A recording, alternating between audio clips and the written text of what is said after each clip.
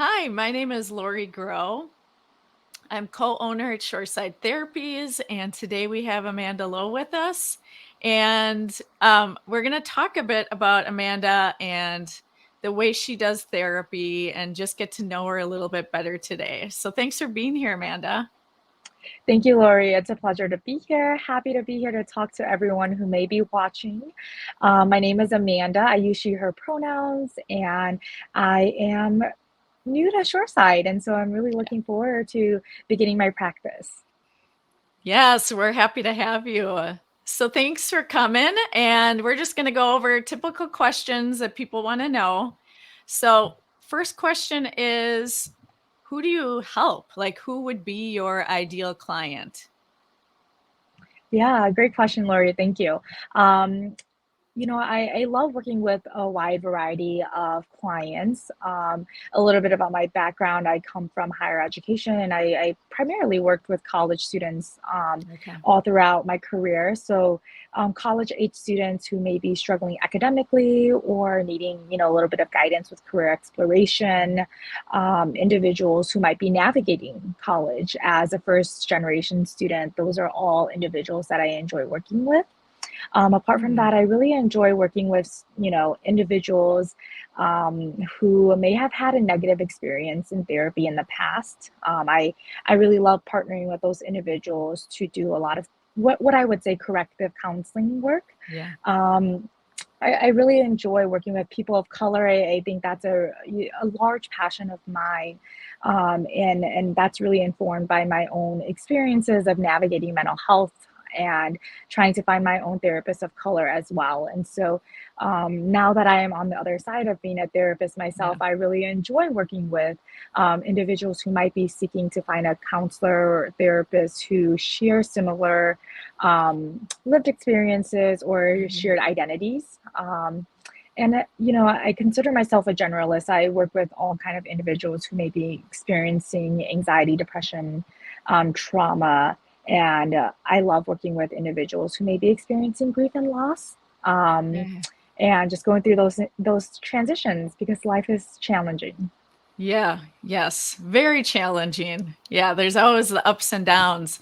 So basically, your ideal client is either college student that might be going through some difficult times or having difficulty of finding their path, and just the typical things that might be going on with a college student or the non-typical things that would be going on with a college student. Mhm. People of color as well, and it is so important to have somebody that can somewhat see where you're coming from. I feel like that makes a huge difference in feeling connected, and Mhm. um, it's a very, very, very difficult thing to find therapists of color.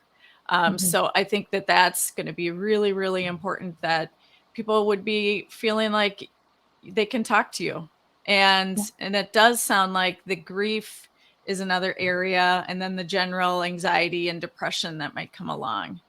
Yeah. So, Yeah. did I get that Exactly. right? Yes, you did, Lori. Yeah. Thank you for emphasizing that. Yeah.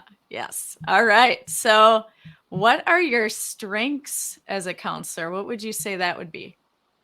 Yeah, I think my strength as a counselor is, the ability to be able to meet my clients where they are. I consider myself an individual who is very personable and can easily connect with the clients that I work with. And so I bring a lot of, myself into the space that I share with my clients. I don't mind sharing. And I think a lot of therapists may have different point of views on this, but I really don't mind self-disclosure as long as it's, beneficial to my clients. And as long as my clients, request, specific questions that might help them to feel like they are not alone. And so Yeah. I bring a lot of myself into this space. And I truly believe that that's really helpful and beneficial in the therapeutic relationship and the process that we go through.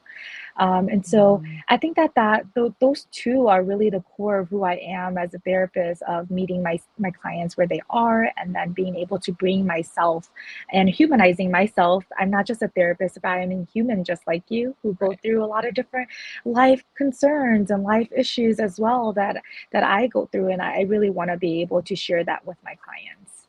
Yes, yes, that's so important. It does seem like one of the things I notice with my clients in particular is that feeling of being alone out there with Mm, experiences. And so when somebody does ask, have you experienced this, or what was this like for you, to be able mhm, to share that in a therapeutic, meaningful way, I think is so valuable. And of course, meeting people where they're at and not yeah, expecting them to get to Z, to get first to the A, to B, to C, and moving as slow as they need to, mhm, because change mhm, is hard and the whole mhm. process can be very difficult. Yeah, Yeah. exactly. And which is why all the more I try to bring myself into that space with them and normalizing just the struggles of Mhm. life. Mhm. Yeah. All right. So, Amanda, tell me a bit about what a client could expect in a session with you. Yeah, it really depends on how far along we are in this therapeutic process that we've been in. Mhm. If it's, when we are starting out, I, I do kind of like a brief assessment of, what the client is going through, what they might be coming in for. As we progress in therapy, I always begin with just, how are you? Right? I'd love to hear Yeah. how you've been doing since our last appointment, just kind of normalizing those check ins. I usually go over a brief recap of our previous appointments. I don't know about you, but my brain gets really foggy. Sometimes I forget what I Yeah. had for dinner. And so I like to recap just to make sure that we are on the same page. I like to do just those regular check ins of, are you meeting the goals that you and I set Mhm. out to do at the end of our last meeting. And the reason why I do that is really because I really think it's important to make sure that we're making progress in therapy. Right. I always tell my clients that one of my biggest fears as an individual and as a therapist is that you feel like you've wasted an hour of your life Right. being in Right. therapy with me. And so I keep my clients pretty accountable to the things that we talk about, because I think that true change happen outside of a 60-minute session, right? Whether that's Yes. weekly or Yes. biweekly. And so Mm. I'm pretty, I go kind of with solution focused, but more than anything in the space that I share with my clients is really meeting them where they're at. What do you want to bring into session Mhm. today? What are some things that might be helpful for us to go through? And so I listen empathetically, I do a Mhm. lot of validation, and then I also challenge as needed. Yeah, and that's great, and Yeah. I think that accountability for a lot of people is so important and valuable. Hmm. Just in general, a lot of individuals do need a little bit of that outside accountability to meet their goals, and Yeah. so that's something too I hear quite a bit of. All right, I need to be accountable for this. This is what I'm going to be doing next week, Hmm. and being able to remember and recap and keep things on track, I think is Yeah. extremely important for clients. Yeah. Exactly. Yep. All right. So, what results could a client expect after seeing you? I mean, obviously they vary, right? But Uh huh. Yeah, I mean, I echo that, right, Lori? It does vary from, client to client and what they are, coming into therapy for. Especially, I can speak to the students of color that I've worked with in the past of, just this kind of common narrative of, it's been so hard to find a therapist of color. And I've had such Mhm. negative experiences in the past, not necessarily because a therapist was a bad therapist, but maybe more so of college age students, right, who are looking more for connection and looking for, a Yeah. therapist who might connect with them through shared lived experiences. A lot of those students expressed to Mhm. me that, being able to find a therapist of color has been key. right, has been, just Mhm. kind of allowing them to sit, allowing them to not have to explain who they are or what they go through has been really powerful for a Mhm. lot of my students. And so I really love to be able to, just hear when students tell me that simply by being a person of color that I've been a large help. Apart from that, individuals who've had negative experiences in counseling has shared with me in the past before that I've been able to correct their experience in therapy, that they came Right. in ambivalent, but they are leaving feeling self-sustainable, feeling like they can, Right. move on towards life, and whether they might feel like they have an anxious cycle or fall into a depressive rut, that they know the skills that they have and really empowering them to be able to use that. And so I think that was just one of many, feedback that I've received from my clients in the past that has really uplifted who I am as a therapist too. Yeah. Yeah. And so I think that's just one of many that my previous clients have shared with me. That's awesome. That's so great. And that corrective therapy. I don't know if I've actually ever heard that term, but I could see how valuable that would be, because there are Mhm. many instances where a client will come in and say they maybe had a negative experience or just not what they were looking for. And I Mhm. just want to say to anyone out there, you deserve to find the right person, somebody that's Yeah. going to listen to you, that you feel connected with. Because the truth Mhm. of the matter is, nothing's going to change if you don't trust and respect the person you're talking to. So don't give Yeah. up, right? That Uh-huh. there's going to be somebody for you. So yeah, I Yeah. love that idea.